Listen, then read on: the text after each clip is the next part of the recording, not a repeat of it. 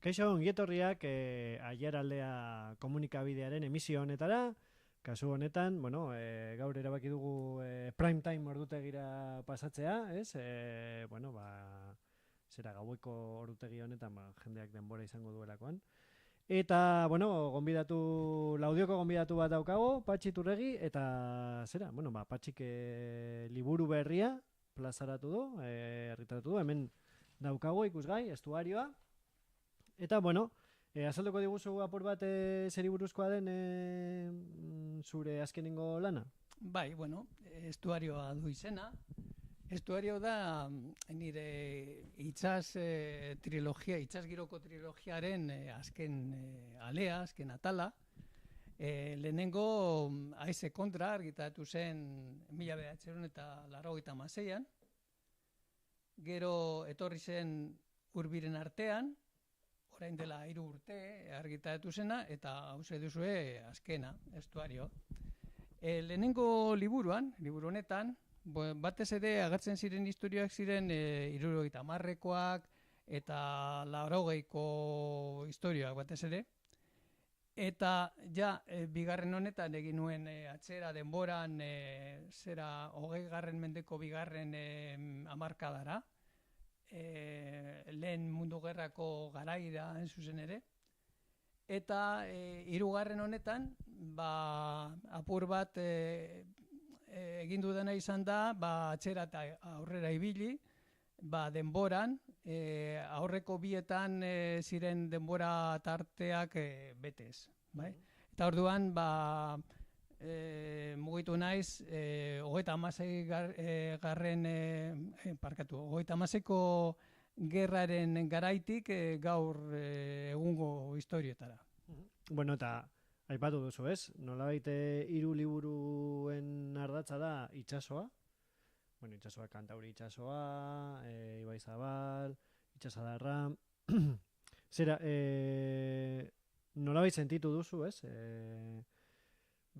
Itsasora itzultzeko behar hori, zein da, aintzat hartuta Laudio barra zarela, eta hemen Laudion, ez garela nahiko menditik gertu bizi garela, baina itsasotik gertu ez garela bizi, zein da berez zure harremana itsasoarekin? Hain urrun ez gaude hemen itsasotik, hori baia ere itsasora doa. Bai. Nire harremana itsasoarekin txikitatik hasten da. Ez da geroko gauza bat. Familian bertan hasten da. Nire amaren aldetiko familia Gorlizekoa zen.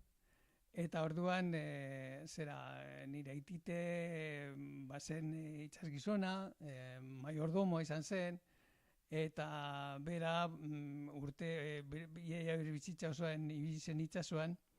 Eta, bere etxean, bazituen gogoan dut, bazituela han egongelan, bera ibiletako itsasontziak, itsasontzien argazkiak edo, ez ziren argazkiak, garai hartan, oraindik ez ziren itsasontzien argazkiak, ziren margolanak, margotu egiten ziren itsasontziak.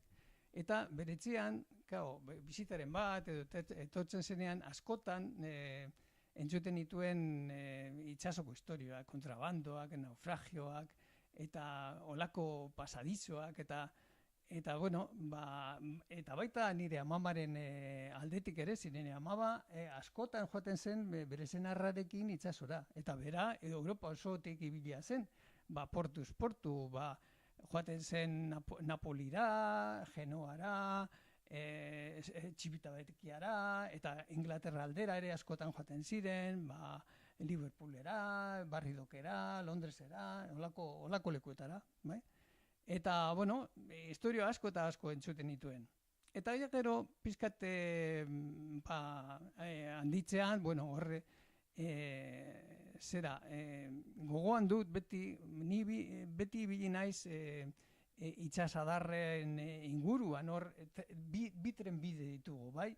Bata eskuin aldetik, bai? Orain metroa dagoen ibilbidetik, lehen bazen Zabalera estuko trena, Febeko trena, eta gogatzen dut askotan, joaten ginela, familiakoak eta ikustera, Gorlizera edo Plentziara, eta orduan, hor, beti egoten nintzen zain erandio aldera, lameako aldera heltzeko, ikustekoan itsasontziak beti kaiaren parean edo ontzioletan eta beti ikusten zirela, hori ume batentzat beti izaten zen gauza zoragarria, bai? Eta, bueno, garai haietan ere baita Bilboko Areatzan, antze bertan ziren itsasontziak, Bilbon bertan. Gero, gogoan dut ere, nautika eskolara hasi nintzenean ikasten, hasi nintzen nautika ikasten, Portugaleteko eskolan, eta orduan beste aldetik joaten nintzen nautika eskolara, orduan trena hartzen nuen Najako geltokian, orain ja itxita dagoena, eta ere gauza bera, batez ere itsasontzi gutxiago ikusten ziren, baina bazen giro industriala, batez ere Barakaldo, Iberia, Sestao, bai, leku hoietan bazegoen olako kutsadura ikaragarria, atzen ikusten, 5 metrotara atzen ikusten. Eta ikusten zen dituen jende langilea nola biltzen zen, lanean, txandaka, eta giro hori oso berezia zen. Hemen Laudion ere izan ditugu altxarutegi handiak, azeros bezalakoak, eta giro hori pizkat izan dugu, baina han nik uste dut intentsitate handiagorekin ikusten zela giro hori, bai? Eta gero, zer esanik ez, literaturatik ere asko jaso dut. Nik oso gustoko izan dut itsasgiroko literatura. Batez ere klasikoak, Conrad, edo Herman Melville, edo Jack London, edo Stevenson, autore horiek markatu zuten eredu bat, gaur egun arte bizirik dirauena, eta jarratzaile asko izan dituena.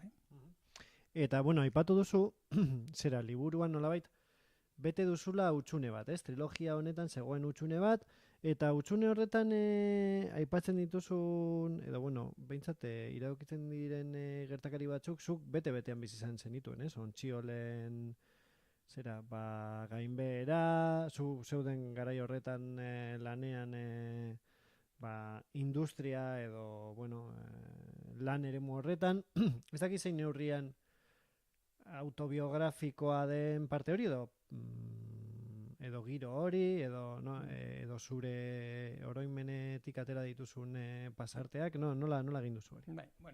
Biografikorik ez da ezer. Nik ez dut gustoko horrela idaztea, nik fikzioa du gustoko. Bai erabiltzen ditu dela, gertaera errealak, kokatzeko historioa nolabait sinesgarriago egiteko, egokia izaten da nolabaiteko oinarri bat jartzea. Eta batzuetan horretarako gertaera batzuk ezagunak, mundu guztiak ezagutzen dituen gertaera batzuk oso egokiak izaten dira horretarako. Baina hori, errealitatea niretzat bakarrik da marko bat gero fikzioa garatzeko. Bertan fikzioa nolabait aurrera emateko. Nik ez dut egin nahi olako epuin historizistarik. Nire historia datu moduan eta egia ditzen den horrekin ez zait interesatzen. Nire ustez errealitatea azaltzeko fikzioa baino gauza tresna hoberik ez dago.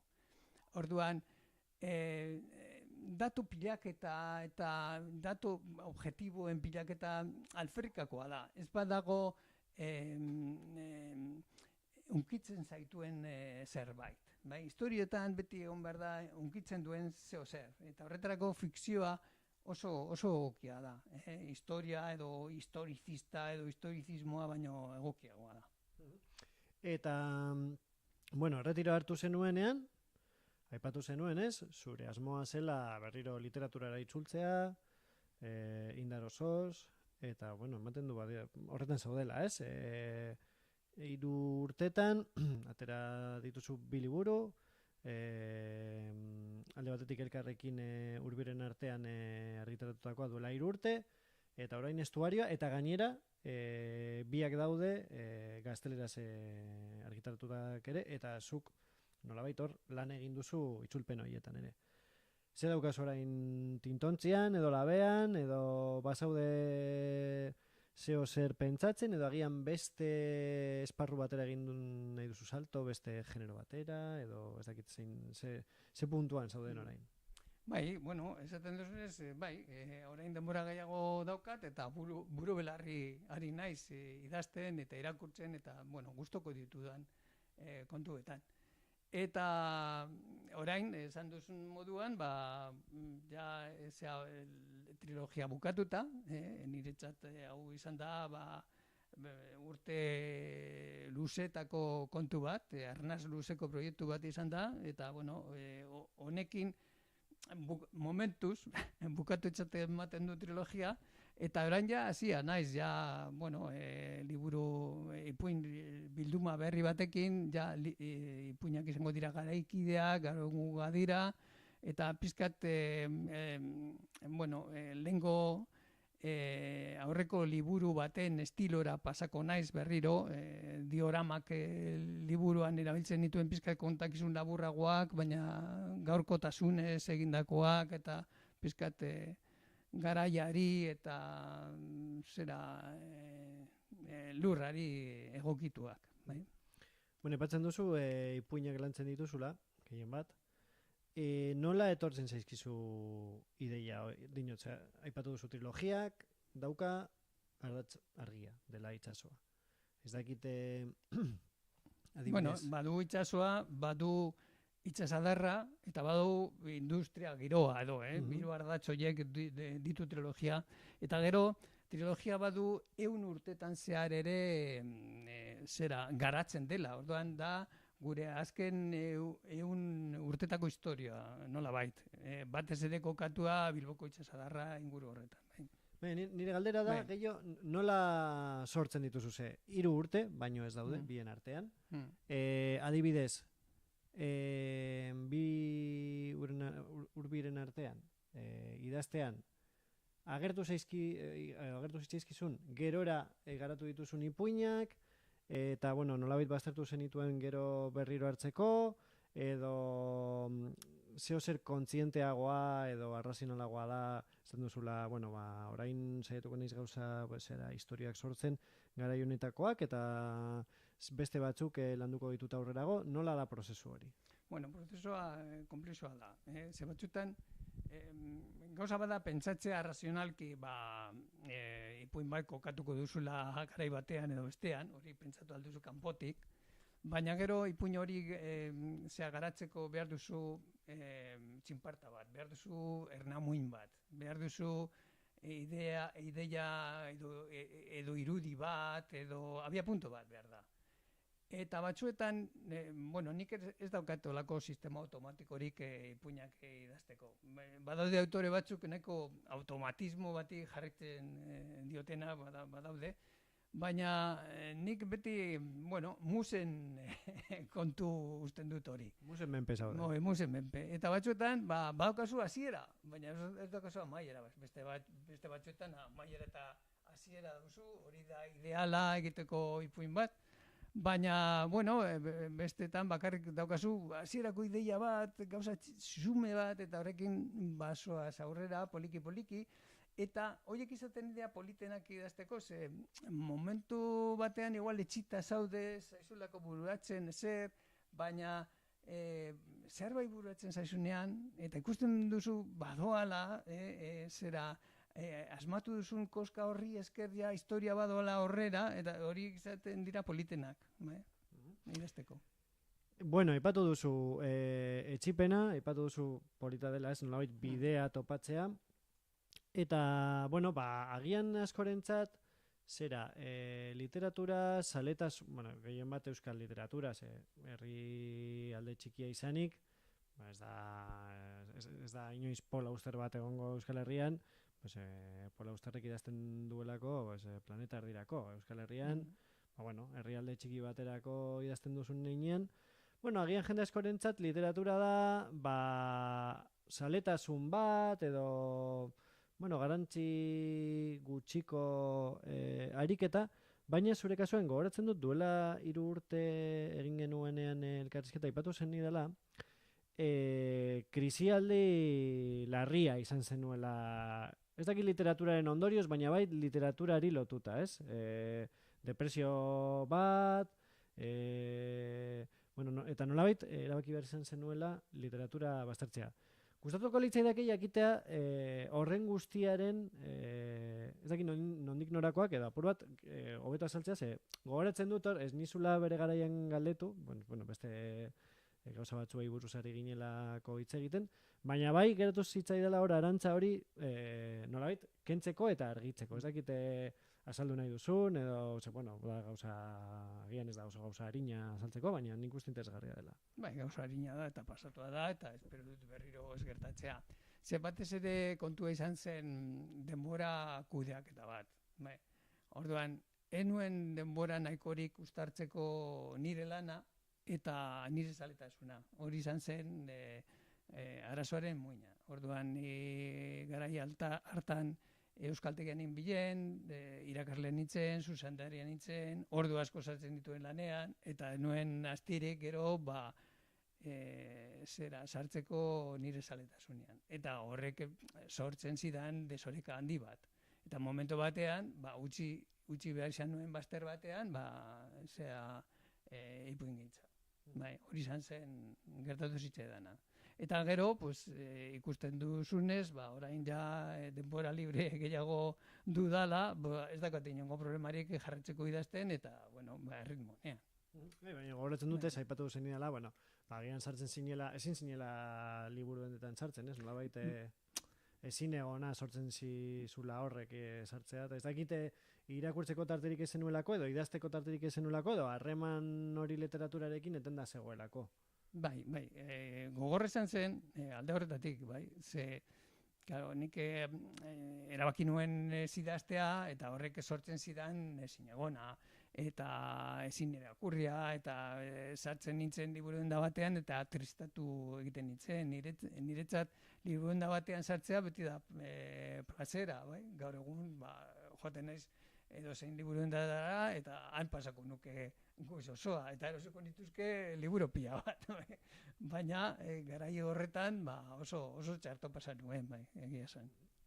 Eta, orain ja beste garai batean zaudela, eta orain, pandemiak albidetu digula apur bat, denbora izan duen entzat behintzat, Durangoko azokara joatea, eta berriro, euskal kulturgintzaren giro hori berpistea, joan zara Durangora, zelan ez dakite egon zaren publiko moduan, edo egile moduan, ez dakit nola bizi izan duzun Durangoko azoka. Bai, egile moduan egon naiz, sortzaile moduan, liburu sinaketan aritu naiz, pasaden ostegunean izan nintzen, nire argitaletxearekin, eta, ikusi dut, egun horretan behintzat, eta gero zera entzun dudana entzun da, uste dut egunero izan zela, egun guztietan izan zela berdin, jendetza izan zen, aspaldiko partez jendetza izan zen zera azokan, eta oso giro polita, beti bezala, eta aukera duzuan lagun zaharrak eta berriro ikusteko, eta besteen liburuak ikuskatzeko, eta, momentu zoragarri bat izaten da. Eta, aipatu duzu, zuk lantzen duzula oso genero zehatza, ez? Hori Melville, edo London, edo, ez dakita, aventura, eta, aventura, baina apur bat kutsu, atxetik badauka kutsua guztien duen aventura mota bat, ez? Ez dakite zuk euskal literaturan izan dituzun ere referenteak horri buruz, badaude, ez? Gehien bat itxas gizonei lotutako eleberri nahiko referentzialak, baina ez dakite euskal egileen artean elikatu zaren ere genero hau lantzeko. Hain zuzen, lehenengo arazoa, trilogiako lehen liburuarekin, Haize kontrarekin, hoize izan zen. Orduan, euskal literaturan zegoena momentu horretara arte, zegoen batez ere arrantzalen inguruko liburuak. Ezagunak ditugu klasiko horiek, Kresala, Txominagirrerena, Arranegi, Eusebio Erkiagarena, eta Zubikaraik ere, Ondarru tarrak ere, baditu hiruzpalau ipuin, hiruzpalau liburu, itsasoari buruz, eta bar, baina beti dira arrantzalen... Kostumbrismotik edo. Bai, kostumbrismoa egiten dute, batzuk garaiagatik, Txominagirre, pues, 20. mendearen hasieran idatzi zuen bere liburua, orduan, novela kostumbrista egiten zuten, eta batez ere arrantzalen giroa deskribatzen zuten. Baina nik behar nuen giro industriala eta gainera ontzi merkanteen bizimodua. Hori beste garai industrialari dagokiona da. Eta hor arazoak izan dituen sortzeko modelo berri bat. Eta behin modelo hori sortuta, ikusi nuen posiblea zela bide horretatik abiatzeko eta bestelako liburuak egiteko. Horregatik, gero joan nintzen atzerago, prekuela moduko bat egin nuen hurrengo liburuarekin, eta joan nintzen vaporetara, eta giro industrial horretan jarraitu nuen, eta orain berriro aurrera egin dut, hor utzi dut bide bat lantzeko garai hori, bai? Oso interesgarria erabiltzen zaidana, bai. Eta sumatu duzu norbait ekartzen duela lekukoa, edo oraindik ere rara abisa zara? Ez, bada, geroztik sortu dira, eta idatzi dituzte beste lan batzuk. Koldo Izagirrek idatzi zuen berak Bilbon kokatu beharrean, kokatzen ditu Trintxerpe aldean, eta baditu ez nire tankerakoak, baina, itsasoaren inguruko eta beste garai bateko ipuinak sortzen ditu. Badago Edorta Jimenez baditu liburuak, pizkat hori klasikoen bidetik, hori lehen aipatu ditudan, Konrad eta horien bidetik, edo igual gehiago, ez dakit ezagutzen duzu Patrick O'Brien, hori ikusi duzu zineman pelikula horiek itsasokoak, eta ez dakit orain izenak ez eskiburatzen, baina Patrick O'Brienen obrak izaten dira, eta horien bidetik, baditu liburu pare bat, edo, 16. mendean, eta hor kokatuak ditu, bai. Eta, agian amaitzeko, eta gaur utziko dizugu ere ordu egoki batean ere etxera itzultzen. Agian sakondugu apurtxo bat estuarion, oraindik ez da heldu liburundetara, ez, aipatu diguzu lehen, dago banaketa prozesuan oraindik, ez? Ez, oraindik, arrazoak izan dira banaketarekin, oraindik ez da heldu zen azokara, baina oraindik ez da heldu inguruko liburundetara. Baina, espero dut laster ailegatzea. Bale, orduan, salduko dugu apurtxo bat estuarioa. Uste dute 140 orrialde inguru direla, ez? Bai, inguru izango dira, bai. Ez da oso liburu luzea, baina, ipuinak izateko ondo dago, 10 ipuin agertzen dira barruan, eta esandakoa, hor badira 36. gerrako garaiko ipuinetatik gaur egun arte, pandemia garaira arte, bai? Eta, denetarik dago, pizkat, komentatu dugun moduan, Bilbo aldean, girotuak iaia gehienak, badago bat itsasabalean kokatua dagoena, eta, ipuin errealistak dira, batez ere errealistak dira, eta ez dute holan, nik esango nuke errazak direla irakurtzeko, ez dago deskribapen luzerik, edo horrelakori batez ere elkarrizketa eta kontakizuna da. Eta, nik jendea animatuko nuke irakurtzera, eta, nire ipuinak eta ezagutzen dituztenek, nik uste dut gustora hartuko dituztela ipuin hauek ere. Hemen daukagu gomendio bat, ez, gabonetan oparitzeko, eta, esan bezala, abentura, itxasoa, Laudion ere siderurgia eta bar izan dugu, zaigu ez ezaguna egiten. Orduan, bueno, hemendik gonbidapena jendeak estuarioa eros eta opario, eta bereziki irakur dezan, ez da? Bai, hori da ni asmoa, baintza, bai, hori espero dut, bai, gustatzea eta goza ezazue, bai, liburuarekin. Bueno, hor geratzen da gonbidapena, gainera badakizue, Patxi Laudiotik topatzea ez dela hain zaila, orduan egilearekin hitz egiteko ere aukera izango dutela eskualdean. Bai, eta, bueno, igual sinaketak, horrekoetan ere sinaketak egin ditut liburu hondetan, eta bueno, jendearekin badakizuen nirekin harremanetan jartzea erraza dela. Bai, beti prest nagoela, libura sinatzeko, edo azalpen bat emateko, edo nahi duzuen erako. Vale, mil esker Patxi, eta, bueno, erritmo ikusita, espero dugu laster hemen egotea berriro, beste testu bat aurkezten. Mil esker. Hala, zean bedi, bai. Mil esker zuei. Laster arte.